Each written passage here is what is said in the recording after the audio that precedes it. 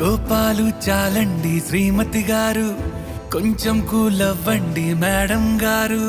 చామంతి నవ్వే విసిరే మేరు, కసిరేస్తూ ఉన్నా బావున్నారు. సరదాగా సాగే సమయంలోన మరిచిపోతే బాధ కబురు. వద్దు అంటూ ఆపేదెవరు? కోపాలు చాలండి శ్రీమతి గారు, కొంచెం కూలవ్వండి మేడం గారు.